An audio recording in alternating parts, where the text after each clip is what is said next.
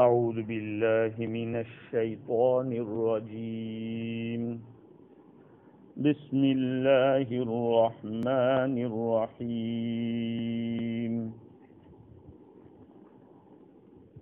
وَإِذَا قَرَأْتَ الْقُرْآنَ جَعَلْنَا بَيْنَكَ وَبَيْنَ الَّذِينَ لَا يُؤْمِنُونَ بِالْآخِرَةِ حِجَابًا مَسْتُورًا وَجَعَلْنَا عَلَى قُلُوبِهِمْ أَكِنَّةً أَن يَفْقَهُوهُ وَفِي آذَانِهِمْ وَقْرًا وَإِذَا ذَكَرْتَ رَبَّكَ فِي الْقُرْآنِ وَحْدَهُ وَلَّوْا عَلَى أَدْبَارِهِمْ نُفُورًا نَحْنُ أَعْلَمُ بِمَا يَسْتَمِعُونَ بِهِ إِذْ يَسْتَمِعُونَ إِلَيْكَ وَإِذْ هُمْ نَجْوَى إِذْ يَقُولُ الظَّالِمُونَ إِن تَتَّبِعُونَ إِلَّا رَجُلًا مَسْحُورًا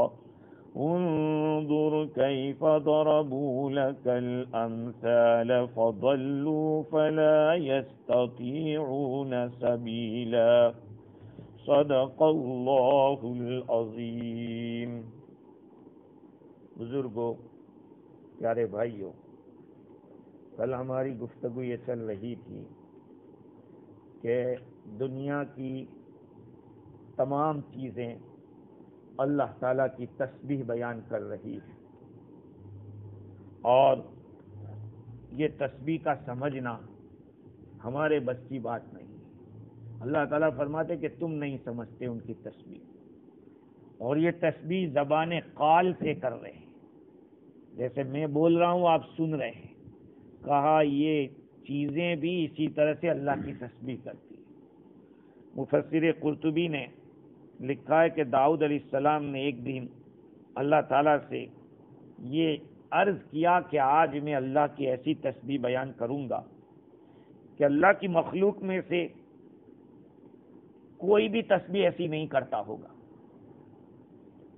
ایک مینڈک نے آواز دی ان کے گھر کے پیچھے سے، داؤد علیہ السلام کے گھر کے پیچھے سے، کہ اتفخر علی اللہ بتسبیحک، ارے تو اللہ کی تسبیح پر فخر کر رہا ہے۔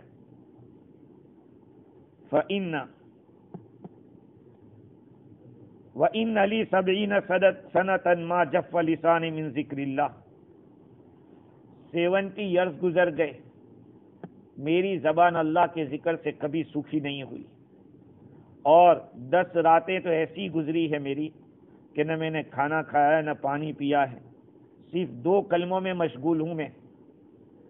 کہا کہ وہ کیا ہے؟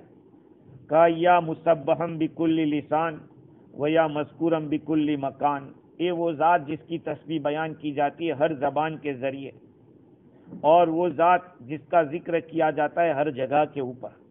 کہا کہ میں یہ 10 دنوں سے 10 راتوں سے یہی بولتا جا رہا ہوں، یہ 2 کلمے۔ حضرت داؤد علیہ السلام نے فرمایا کہ میں اس تک نہیں پہنچ سکتا، یہ جہاں تک پہنچ گیا مینڈک اللہ کی تسبیح کر کے، میں وہاں تک نہیں پہنچ سکتا۔ ارے بعض روایت میں یہ آتا ہے کہ ایک پہاڑ دوسرے پہاڑ سے خطاب کر کے پوچھتا ہے کہ کیا آج تیرے پاس سے کوئی ایسا آدمی گزرا تھا جس نے اللہ کا ذکر کیا ہو؟ اگر کوئی کہتا ہے کہ ہاں تو وہ فخر کرتا ہے کہ میرے اوپر سے ذکر کرنے والا گزرا تھا۔ تو یہ پہاڑوں کا ایک دوسرے کے ساتھ بات کرنا کیسے ہوگا؟ زبان حال سے تو ہوگا نہیں، زبان قال سے ہوگا، یعنی اپنے اللہ نے جو ان کو زبان دی ہوگی اس سے وہ بولیں گے۔ شیخ ابو عمرو اپنی توبہ کے سبب کے بارے میں بتلاتے ہیں کہ میں نے توبہ کیوں کی۔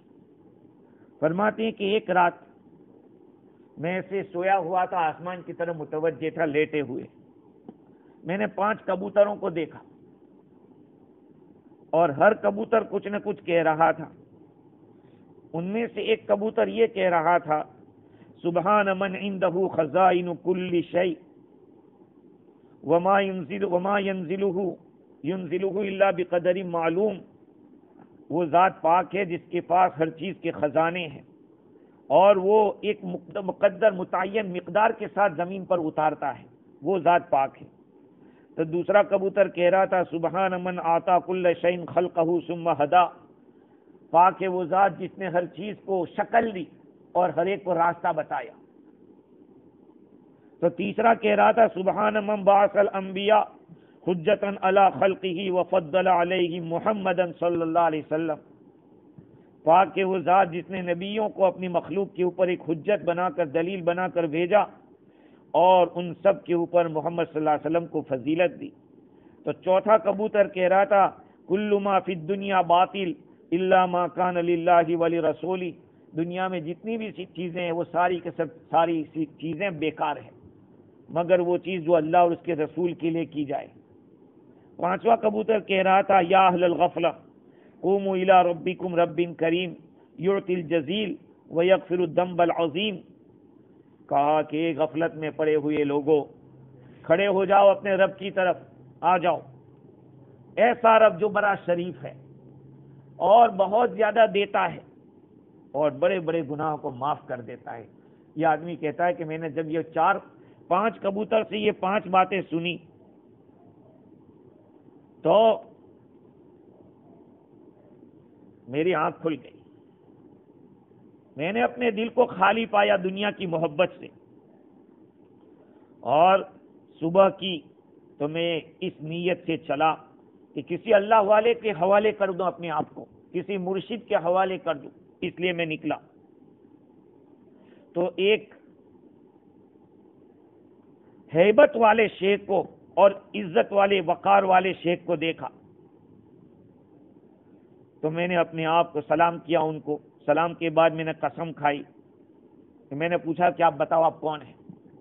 انہوں نے بتایا کہ میں خضر ہوں، میں شیخ عبد القادر جیلانی رحمۃ اللہ علیہ کے پاس تھا، وہ سید العارفین ہے اس زمانے کے۔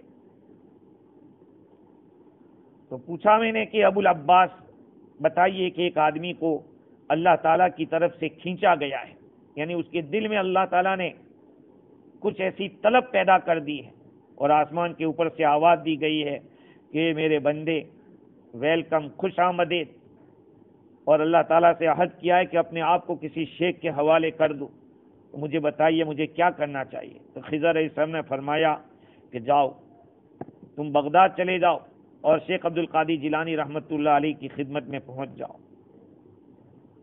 کہتے ہیں کہ میں گیا، شیخ عبد القادر جیلانی رحمۃ اللہ علیہ سے ملا تو آپ نے فرمایا کہ وہ آدمی جس کو اللہ تعالیٰ نے پرندوں کی زبان سے کھینچا ہے اور اس کے لیے بہت ساری خیر کو جمع کر دی ہے۔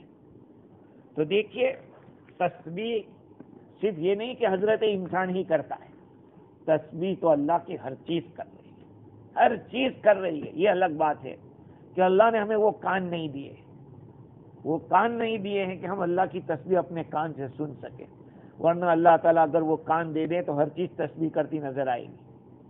مجھے یاد ہے میرے جو شیخ تھے مسیح اللہ رحمۃ اللہ علیہ، ان کے حالات میں نے پڑھا کہ بعض دفعہ روٹی کو نگل جاتے تھے چبائے بغیر، کیونکہ وہ روایت میں کل میں نے کہا تھا نا کہ ابن مسعود رضی اللہ عنہ فرماتے ہیں کہ جو چیز ہم کھاتے ہیں اس سے بھی ہمیں تسبیح سنائی دیتی تھی۔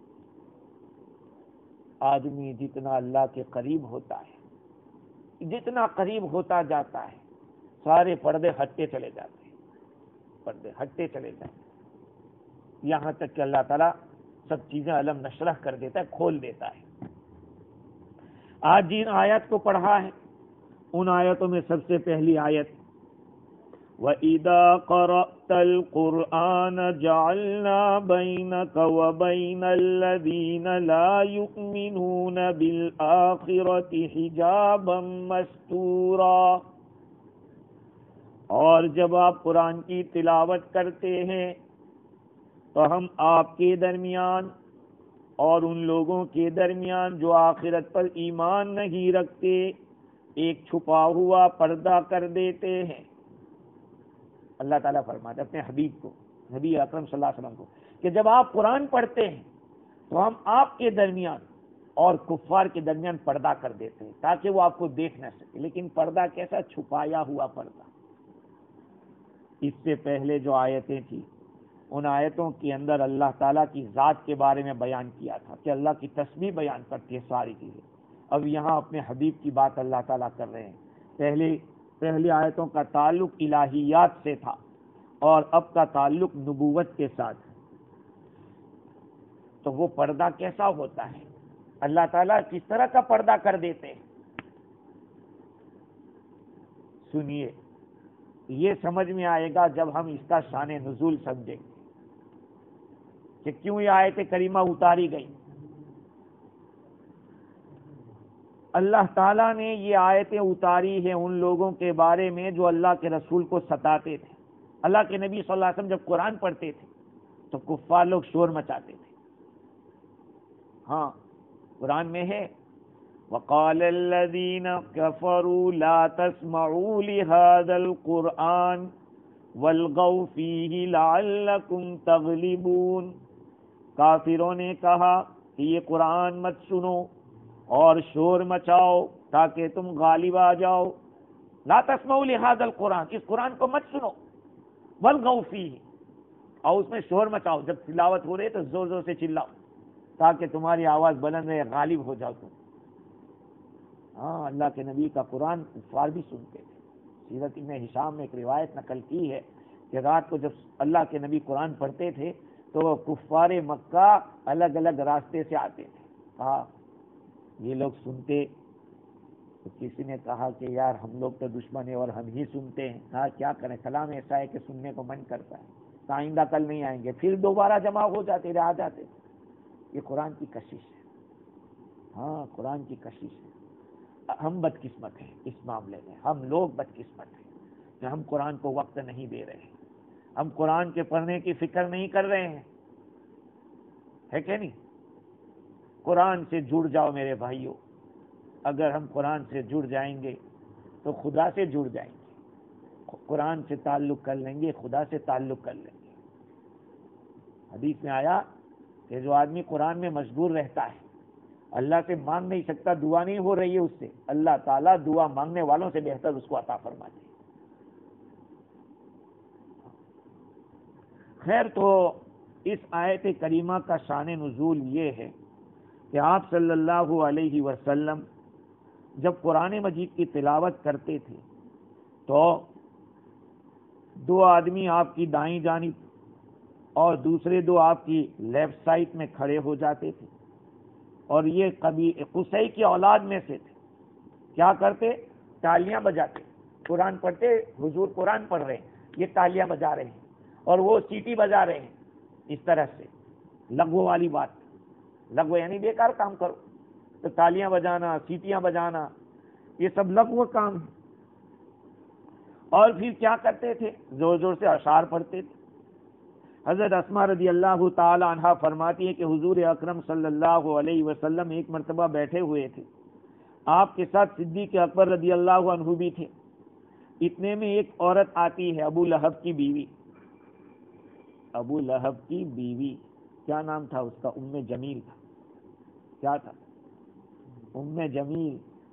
وہ آئی، حضور اکرم صلی اللہ علیہ وسلم تشریف فرمائے اور اس نے کہا کہ قریش نے یہ جان لیا ہے کہ قریش کے سردار کی بیٹی، یعنی خود کو کہہ رہی ہے کہ میں قریش کے سردار کی بیٹی ہوں، اور تمہارے جو ساتھی ہے، اشارہ حضور کی طرف تھا، انہوں نے میری برائی بیان کی ہے، میری ہجو کی ہے. ہجو کہتے ہیں شہر میں کسی کی برائی کرنا. پہلے ایسا ہوتا تھا، ایک شاعر کسی کی تعریف کر رہا ہے، آسمان پہ پہنچا رہا ہے، اتنے بڑے ہیں اتنے بڑے، تو دوسرا اس کی برائی کرتا تو زمین کے نیچے گاڑ دیتا اس کو. اس کو کہتے کہ مدح سرائی، ہجو کرنا. پہلے لوگ ایسے ہوتے تھے، بادشاہ کی تعریف کرتے وہ انعام دیتے. آج لوگ بھی دنیا میں ایسے ہوتے ہیں کہ تعریف سے خوش ہوتے ہیں، ذرا قریبی بات کرو تو پیٹ میں درد ہوتا ہے. تو اس زمانے میں بھی ایسا تھا، بادشاہوں کی اگر کسی کی بہت تعریف کی تو دوسرا بادشاہ دوسرے شاعر کو کھڑا کرتا کہ اس کی برائی کر، میں تجھے دوں گا کچھ. تو شاعروں کو تو جیب گرم ہونا چاہیے، محفل گرم ہونی چاہیے، کھانا پینا ملنا چاہیے، تو وہ لوگ دیتے تھے اس طرح. تو اس نے کہا، ام جمیل نے حضرت صدیق اکبر رضی اللہ تعالیٰ سے، کہ تمہارے جو ساتھی ہیں نا، انہوں نے میری برائی کی ہے سورہ تبت یدا ابی لہب میں آیا ہے حمالۃ الحطب فی جیدہا حبل من مسد، تو کہا میری برائی کی ہے، قرآن میں آیت آئی ہے۔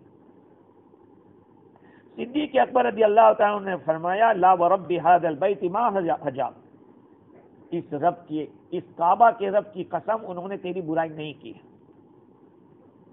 ابن عباس رضی اللہ تعالیٰ عنہ فرماتے ہیں، ایک روایت اور ہے کہ ابو سفیان اور نضر بن حارث اور ابو جہل یہ لوگ حضور صلی اللہ علیہ وسلم کی مجلس میں آتے تھے، حضور کی باتیں سنتے تھے۔ تو نضر کیا کہتا، ایک دن کہنے لگا کہ پتہ نہیں یہ محمد کیا کہتے ہیں، ان کے ہونٹ ہلتے رہتے ہیں، مجھے سمجھ میں نہیں آتا کہ وہ کیا کہہ رہے ہیں۔ ابو سفیان نے کہا کہ یار مجھے ایسا لگتا ہے کہ وہ جو باتیں کر رہے ہیں ان میں بعض باتیں سچی ہوتی ہیں۔ ابو جہل نے کہا کہ نہیں، وہ نعوذ باللہ وہ اپنی زبان میں اس نے کہا کہ تو پاگل ہے، مجنون ہے۔ ابو جہل نے یہ کہا۔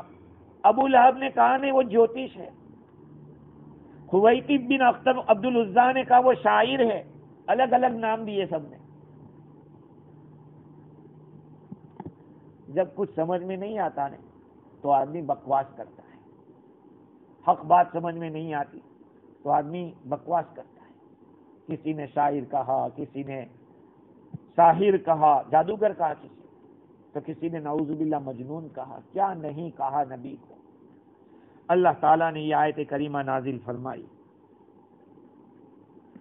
وَإِذَا قَرَأْتَ الْقُرْآنَ، اے نبی جی جب آپ قرآن پڑھتے ہیں، جَعَلْنَا بَيْنَكَ وَبَيْنَ الَّذِينَ لَا يُؤْمِنُونَ بِالْآخِرَةِ حِجَابًا مَسْتُورًا، تو ہم آپ کے درمیان اور ان لوگوں کے درمیان جو آخرت پر ایمان نہیں رکھتے ایک ایسا پردہ کر دیتے ہیں جو چھپایا ہوا ہوتا ہے، جو چھپایا ہوا ہوتا ہے۔ پردہ تو چھپانے والا ہوتا ہے، لیکن قرآن نے لفظ ایسا استعمال کیا جو چھپایا ہوا ہوتا ہے۔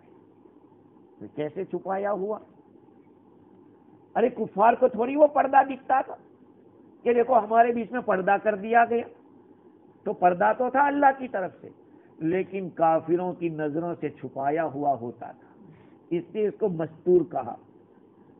یعنی ایسا حجاب اللہ پیدا کر دیتے تھے ان کی نظروں کے اندر کہ اللہ کے نبی کو وہ دیکھ نہیں پاتے تھے۔ اللہ کے نبی کو دیکھنے سے وہ پردہ مانے ہو جاتا تھا، تو گویا کہ وہ پردہ ایک ایسی چیز تھی جس کو کوئی دیکھ نہیں سکتا تھا، اس لحاظ سے وہ مستور ہوا۔ یہاں سے ایک بات معلوم ہوئی کہ بعض چیزیں ایسی ہو سکتی ہے کہ تمہاری نظریں بھی صحیح ہو پھر بھی دیکھ نہ سکو، ہو سکتا ہے۔ ایک چیز آپ کی نظروں کے سامنے ہے لیکن آپ دیکھ نہیں سکتے، ہاں ہو سکتا ہے، ہوا۔ اللہ کے نبی صلی اللہ علیہ وسلم ہجرت کے واقعے میں گھر سے تشریف لے گئے، باہر کون تھے؟ کون تھے؟ کفار مکہ تھے کہ نہیں؟ اللہ کے نبی کو قتل کے ارادے سے کھڑے تھے کہ نہیں؟ اللہ کے نبی نے کون سی آیتیں پڑھی؟ سورہ یاسین کی آیتیں پڑھی، شروع کی، اور مٹی ایسے پھونک کے چلے گئے، نکل گئے، کسی کو پتہ ہی نہیں چلا کہ اللہ کے نبی ہمارے سامنے سے گزرے ہیں۔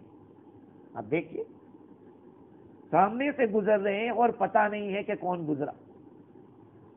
تو یہاں علماء کرام نے اس بات کو ثابت کیا اس آیت کریمہ سے کہ آپ کی نظریں صحیح ہو، جس چیز کو دیکھا جاتا ہے وہ سامنے موجود ہو، اس کے باوجود آپ نہ دیکھ سکو، یہ کوئی اللہ کی قدرت سے باہر نہیں ہے۔ ہاں، چاند ہمارے سامنے ہوتا ہے، ڈھونڈ رہے ہیں، دیکھ رہے ہیں، نہیں دکھتا ہے۔ اللہ کو نہیں دکھانا ہے تو نہیں دکھے گا، چاہے کتنے گھنٹے لگ جائیں، اگر اس کو دکھانا ہوگا تو۔ چاہے سائنٹسٹ کہہ دے کہ نہیں دکھے گا، دکھا دے گا اللہ تعالیٰ۔ ہم سائنس کے تابع نہیں ہیں، ہم تو اللہ کے نبی کے حکم کے تابع ہیں کہ حضور نے جو فرمایا وہ ہمارے آئیڈیا، وہی ہمارا نمونہ اور وہی حکم۔ حضور اکرم صلی اللہ علیہ وسلم کے لیے جو پردہ رکھا گیا اس کو مستور کہا۔ کبھی کبھی عربی زبان میں مفعول کو فاعل کے معنی میں بھی استعمال کرتے ہیں، مولانا بیٹھے اس سے کہہ دیں، ایسا ہوتا ہے کبھی۔ جیسے کہ مرطوب، مرطوب کہتے ہیں جس کے اندر رطوبت ہو۔ اچھا، حضور اکرم صلی اللہ علیہ وسلم کی عادت شریفہ لکھی ہے مفسرین نے، اور یہ عمل لکھا ہے کہ آپ صلی اللہ علیہ وسلم جب قرآن مجید کی تلاوت کرنے کا ارادہ فرماتے تو 3 آیتیں پڑھتے تھے تلاوت شروع کرنے سے پہلے، اور پھر تلاوت کرتے۔ ان میں سے پہلی آیت سورہ کہف کی تھی، اِنَّا جَعَلْنَا عَلَىٰ قُلُوبِهِمْ أَكِنَّةً أَن يَفْقَهُوهُ وَفِي آذَانِهِمْ وَقْرًا، ہم نے ان لوگوں کے دلوں پر پردے ڈال رکھے ہیں کہ وہ اس کو سمجھ نہیں سکتے، اور ان کے کانوں میں ڈٹ ڈال دیے ہیں، سیل کر دیے ان کے کانوں کو کہ ان کے کانوں میں آواز نہیں جائے گی۔ یہ آیت یہ پڑھتے تھے۔ دوسری آیت سورہ نحل کی پڑھتے، اولئک الذین طبع اللہ علی قلوبہم وسمعہم وابصارہم واولئک هم الغافلون، یہی وہ لوگ ہیں جن کے دلوں پر اللہ نے مہر لگا دی، جن کے کانوں میں ڈٹ لگا دیے، جن کی نگاہوں پہ پردہ ڈال دیا، وہی غفلت والے ہیں۔ یہ دوسری آیت حضور پڑھتے۔ اور تیسری آیت، افرأیت من اتخذ الہہ ہواہ واضلہ اللہ علی، یہ آیت کریمہ، علی علم وختم علی سمعہ، کیا تو نے دیکھا ان لوگوں کو جنہوں نے اپنے خواہشات کو اپنا خدا مان کے رکھا؟ اللہ کے نبی ان آیتوں کو جب پڑھتے تھے، ان آیتوں کی برکت سے مشرکین کی آنکھوں کے اندر پردہ ہو جاتا تھا۔ یہی اللہ تعالیٰ فرما رہے ہیں۔ اور کیا اللہ کے نبی تو نبی تھے بھائی، یہ عمل لوگوں نے آزمایا ہے۔ ہاں، حضرت کعب رضی اللہ تعالیٰ عنہ ایک روایت نقل کرتے ہیں، اسی روایت کو، اور اس کے بعد حضرت کعب فرماتے ہیں کہ رسول اللہ صلی اللہ علیہ وسلم کا یہ معاملہ، یعنی یہ جو اسٹوری ہے، حضور پڑھتے تھے اور حضور کو کچھ لوگوں کو دکھتا نہیں تھا، کہا ملک شام کے ایک شخص سے بیان کیا کہ حدیث میں اس طرح آیا ہے۔ اس آدمی کو ضرورت پڑی کہ وہ رومیوں کے ملک میں گیا، ایک زمانہ تک وہاں مقیم رہا۔ روم کے جو کافر تھے ان کو ستاتے تھے، وہ وہاں سے بھاگ نکلے، ان لوگوں نے ان کا پیچھا کیا، پیچھا کرتے کرتے دوڑ کے آئے، ان کو یہ روایت یاد آ گئی، تو یہی 3 آیتیں انہوں نے پڑھ لی۔ اللہ تعالیٰ نے ان کی آنکھوں پر ایسا پردہ ڈالا کہ جس راستے پر یہ چل رہے تھے اسی راستے پر دشمن گزر رہے تھے، مگر ان کو دکھ نہیں سکتا تھا، وہ دیکھ نہیں سکتے تھے، یہ ان کو دیکھ رہے ہیں لیکن وہ ان کو نہیں دیکھ رہے۔ اچھا، امام ثعلبی کہتے ہیں کہ حضرت کعب کی یہ جو روایت ہے، میں نے رئی کے رہنے والے ایک آدمی سے کہا، بتایا، اتفاق سے وہ آدمی دیلم کے کفار کے ہاتھوں گرفتار ہو گیا، کچھ عرصے تک ان کی قید میں رہا، پھر ایک روز موقع پا کر وہاں سے بھاگ کھڑا ہوا، یہ لوگ ان کے پیچھا کرنے کے لیے نکلے، اس شخص نے بھی یہ 3 آیتیں پڑھ لی، اس کا اثر یہ ہوا کہ ان کی آنکھوں پر ایسا پردہ ڈالا کہ وہ اس کو دیکھ نہیں سکے، حالانکہ ساتھ ساتھ چل رہے تھے، ان کے کپڑے ان کے کپڑوں کو چھوتے جا رہے، پھر بھی نہیں۔ امام قرطبی رحمت اللہ علیہ فرماتے کہ اس کے ساتھ سورہ یاسین شریف کی شروع کی آیتیں جو ہے، وَجَعَلْنَا مِن بَيْنِ أَيْدِيهِمْ سَدًّا وَمِنْ خَلْفِهِمْ سَدًّا فَأَغْشَيْنَاهُمْ فَهُمْ لَا يُبْصِرُونَ، یہاں تک یہ آیتیں بھی ملا دی جائیں تو اللہ سبحانہ و تعالی ایسی مدد کرے گا، دشمن تم کو دیکھ نہیں سکے گا۔ امام قرطبی خود فرماتے ہیں کہ میں ایک مرتبہ دشمنوں کے ہاتھوں پکڑا گیا اور میدان کے اندر تھا، میں نے جلدی سے آیتیں پڑھ لی اور ایک کونے میں جا کے کھڑا ہو گیا، اب یہ چل رہے ہیں، مجھے ڈھونڈ ہی نہیں پا رہے، میرے سامنے سے آ رہے ہیں جا رہے ہیں، کہا یار یہ کوئی شیطان آدمی تھا، انسان نہیں تھا، ابھی تو ہمارے سامنے تھا، نظر نہیں آیا۔ قرآن میرے بھائیوں، قرآن میں طاقت ہے، لیکن قرآن کو ہم نے پڑھا کہاں، سمجھا کہاں اور زندگی میں ڈالا کہاں؟ میں نے پہلے بھی آپ لوگوں کو کہا تھا تقریباً 39 آیتیں یا 36 آیتیں حضرت شیخ زکریا رحمۃ اللہ علیہ نے اس کو جمع کیا، منزل جس کو کہتے ہیں، منزل اس کو منزل کہتے ہیں۔ تو ان کا قصہ مجھے تفسیر عزیزی میں نے دیکھا، ایک آدمی جنگل میں لٹیروں کے ہاتھوں پھنس گیا، انہوں نے کیا کیا، بہت سارے لوگ تھے، ڈاکو کی وجہ سے وہ بھاگ گئے، یہ آدمی یہی منزل جو ہے وہ پڑی اور چاروں طرف پھونکا اور سو گئے۔ رات بھر یہ لوگ ان کے پاس جاتے، لیکن قریب سے بھاگ آتے، ڈر لگتا تھا، آتے پھر بھاگ جاتے۔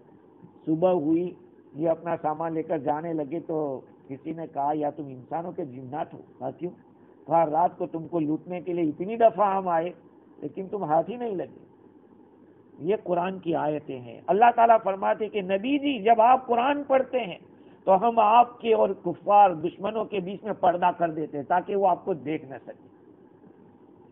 وَجَعَلْنَا عَلَىٰ قُلُوبِهِمْ أَكِنَّةً أَن يَفْقَهُوهُ وَفِي آذَانِهِمْ وَقْرًا، اور ہم نے ان کے دلوں کے اوپر پردے ڈال دیے ہیں کہ وہ اس کو سمجھ سکے، یعنی سمجھنے سے وہ نہیں سمجھیں گے، اور ان کے کانوں کے اندر ڈٹ ہے۔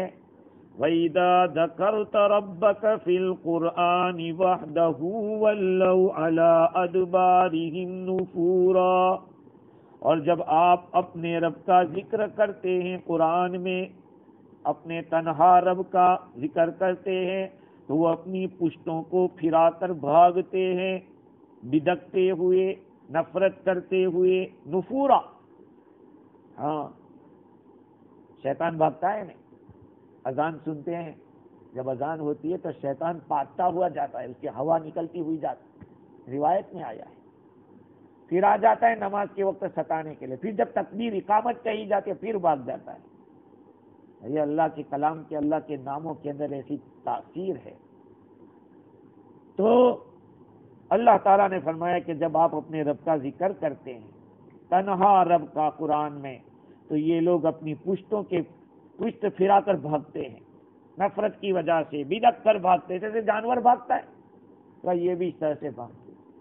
نحن اعلم بما يستمعون به اذ يستمعون الیک۔ ہاں تو اوپر کی جو آیت تھی اس کے اندر پردے کا تذکرہ تھا۔ ایک تو پردہ جیسے میں نے کہا کہ اسی طرح کا پردہ ڈال دیا گیا، دوسرا پردہ امام رازی نے لکھا کہ ان کے دلوں کے اوپر مہر لگا دی ہے، اور ایسی مہر کہ اب وہ قرآن کے لطائف کو سمجھ نہیں سکتے، قرآن کے محاسن ہیں، قرآن کے جو فوائد ہیں وہاں تک نہیں پہنچ سکتے۔ دیکھو یہ قرآن ایک دسترخوان ہے، دسترخوان کے اوپر الگ الگ وانگیاں ہوتی ہیں، الگ الگ چیزیں رکھی جاتی ہیں کھانے کے لیے، آپ جس سے فائدہ اٹھانا چاہیں فائدہ اٹھائیں۔ یہ قرآن کا دسترخوان ہے، اس قرآن کے اندر ہر ایک جس کو اللہ نے نوازا ہے وہ اس میں ڈالتا ہے سر اور نکال کے لاتا ہے۔ یہ تو سمندر ہے بھائی، سمندر کے اندر سمنکوت بھی ملتی ہے اور لابسٹر بھی ملتا ہے اور جھینگے بھی ملتے ہیں کہ نہیں؟ جیسے جیسے آپ نے جال ڈالی ہے ایسا ایسا نکلے گا۔ قرآن ایک سمندر ہے اور علوم کا سمندر ہے، لیکن افسوس اس کا میرے بھائیوں کہ ہم کہتے ہیں کہ ہم مسلمان ہیں۔ کیا مسلمان اور کس درجے کے مسلمان؟ جس کلام کو اللہ نے ہمارے لیے اتارا تھا اور جس قرآن کو ہمیں بتایا گیا تھا کہ اس قرآن کو تم لوگ اپنے لیے حرز جان بنانا۔ روایت میں آتا ہے کہ جو آدمی قرآن مجید کو صحیح ڈھنگ سے پڑھتا ہے نا، صحیح ڈھنگ سے جیسے قرآن کا حق ہے پڑھنے کا، یہ اللہ کی قرب کے مراتب کو طے کرتے چلا جاتا ہے۔ ہاں امام احمد بن حنبل رحمۃ اللہ علیہ کا نام آپ نے سنا ہوگا، اور مشہور بات میں آپ کو سنا رہا ہوں۔ وہ اللہ تعالیٰ کو خواب میں دیکھا تو اللہ تعالیٰ سے پوچھا کہ یا اللہ وہ چیز جو آپ سے بہت زیادہ قریب کر دے وہ کیا ہے؟ فرمایا کہ تلاوت قرآن کو پڑھنا یہ میرے نزدیک بہت زیادہ قریب کرنے والا۔ پوچھا کہ بفہمین اور بغیر فہمین، کہا سمجھ کے پڑھیں گے تو یا بغیر سمجھے پڑھے تو؟ کہا بفہمین کان اور بغیر فہمین، سمجھ کے پڑھو یا بغیر سمجھے پڑھو یہ اللہ کے قریب تم کو کر کے رہے گا، لیکن کیا ہے اس کو صحیح ڈھنگ سے پڑھنا۔ ایک تو پڑھنا ہوتا ہے کہ میں ساتھ کچھ پتہ ہی نہیں چلتا، اور ایک یہ ہے کہ اس کو سمجھنا، اس کے میننگ کو سمجھنا کہ اس میں کیا کہا گیا ہے۔ تو قرآن مجید کی جتنی آیتیں اتنے جنت کے درجے ہیں نہیں، قرآن کی جتنی آیتیں اتنے جنت کے درجے ہے کہ روایت میں آیا نا کہ حافظ قرآن کو کہا جائے گا کہ پڑھتا جا چڑھتا جا، پڑھتا جا چڑھتا جا۔ تو ہر آیت وہ درجہ چڑھتا جائے گا. اب جتنا اس کے پاس قرآن ہوگا وہاں تک وہ پہنچے گا اور اتنے درجے پہ پہنچ جائے گا. اب بتاؤ حافظ قرآن سے بڑا کوئی ہو سکتا ہے پھر؟ اب بتائیے آخر اس کے ماں باپ کو کیوں تاج پہنایا جائے گا؟ اس کو جنت کے درجات اتنے زیادہ کیوں ملیں گے؟ کیونکہ وہ اللہ کا کلام ہے. ہم نے تو سمجھ لیا کہ ارے ہوگا. اللہ کا کلام ہے. کلام الملوکی ملوک الکلام. کلام الملوکی ملوک الکلام. بادشاہوں کا کلام کلاموں کا بادشاہ ہوا کرتا ہے. یہ تو بادشاہوں کے بادشاہ کا کلام ہے، اللہ کا کلام ہے. لہذا اس کا کلام سارے بادشاہوں کے کلام سے بڑھا ہوا ہے. تو تفسیر روح البیان کے اندر لکھا ہے کہ اللہ تعالیٰ نے قرآن مجید جو دیا ہے ہمیں وہ اسی لیے دیا ہے کہ اس کو پڑھو اور اللہ کا خوب حاصل کرو. علامہ حقی لکھتے ہیں کہ جو آدمی قرآن مجید کے ذریعے حفاظت حاصل کرے گا تو گویا کہ وہ ایک مضبوط قلعے میں داخل ہو گیا ہے، ایک مضبوط حفاظت گاہ میں چلا گیا ہے. اور جو آدمی اپنا وقت ضائع کرتا ہے، وہ آدمی جو اپنے علم سے اپنی ذات سے پناہ حاصل کر رہا ہے، وہ وقت بھی برباد کر رہا ہے اور سب کچھ برباد کر رہا ہے. قرآن سے حفاظت حاصل کرو گے تو محفوظ قلعے میں داخل ہو جاؤ. اپنی ذات، اپنا علم، اپنا تجربہ، اپنا مال، اپنا پاور، اس کے ذریعے تم بچاؤ حاصل کرو گے. کہا کہ وقت برباد کرنا ہے. ہر کے او بروں شد از حسن خدا، جان او آخر شد از جسم جدا. وہ آدمی جو اللہ کے قلعے سے باہر ہو گیا تو اس کی جان اس کے جسم سے بالآخر الگ ہو جائے گی. مرد حق بھی کے کند تکیا بغیر، ہر قضا چوں از خدا آید بسیر. جو حقیقت پسند آدمی ہوتا ہے وہ تو دوسروں پر بھروسہ کیسے کر سکتا ہے؟ بھئی کیسے دوسرے پر بھروسہ کریں گے؟ اس لیے کہ ہر قضا، ہر فیصلہ اللہ ہی کی طرف سے آ رہا ہے. جب اللہ ہی کی طرف سے ہر فیصلہ آ رہا ہے تو اس کے کلام کے اوپر بھروسہ کرنا چاہیے، اس کے کلام پر اعتماد کرنا چاہیے. اللہ تعالیٰ فرماتے ہیں نحن اعلم بما یستمعون به اذ یستمعون الیک. ہم خوب جانتے ہیں اس بات کو جس کو وہ لوگ سنتے ہیں. نحن اعلم بما یستمعون، ہم اس حالت کو جانتے ہیں جس کو وہ لوگ سنتے ہیں دھیان سے، جبکہ وہ آپ کی طرف قرآن کو سنتے ہوتے ہیں. اور اس وقت بھی جبکہ وہ سرگوشی کرتے ہوتے وہ بھی ہم جانتے ہیں کہ وہ لوگ کیا بات کر رہے ہیں. اذ یقول الظالمون ان تتبعون الا رجلا مسحورا. یہ ظالم لوگ اس وقت کیا کہتے کہ تم تو ایک جادو کیے ہوئے آدمی کا اتباع کرتے ہو. اللہ کے نبی کے اتباع کو ایک جادو کیے ہوئے آدمی کا اتباع سمجھتے. ان تتبعون الا رجلا مسحورا. علماء کرام نے لکھا ہے کہ حضور اکرم صلی اللہ علیہ وسلم نے حضرت علی رضی اللہ تعالیٰ عنہ کو حکم دیا کہ علی کھانا بناؤ اور قریش کے مشرکین قریش کو جو شریف لوگ ہیں ان کو دعوت دو، بڑے بڑے لوگوں کو. حضرت علی رضی اللہ تعالیٰ نے ایسا کیا اور لوگوں کو دعوت دی. لوگ حضور اکرم صلی اللہ علیہ وسلم ان کے پاس تشریف لے گئے اور قرآن پڑھا سب کے سامنے، سب کو توحید کی طرف دعوت دی اور فرمایا کہ لا الہ الا اللہ کہہ دو، تمہاری اطاعت عرب لوگ کریں گے اور پوری دنیا تمہارے سامنے جھک جائے گی. انہوں نے اس پر انکار کیا. حضور سے جب یہ بات سنی تھی، انہوں نے قرآن سنا، اللہ کی طرف دعوت کو سنا، تو وہ لوگ آپس میں سرگوشی کر رہے تھے. کیا کہہ رہے تھے کہ یہ تو جادوگر ہے، یا یہ کہ ان کے اوپر جادو کیا ہوا ہے. بعضوں نے الگ الگ کلمے کہے تھے اور کہا کہ اگر ان کا اتباع کرو گے نہیں تو ایسا سمجھو کہ ایک جادو کیے ہوئے آدمی کا ہم نے اتباع کیا ہے.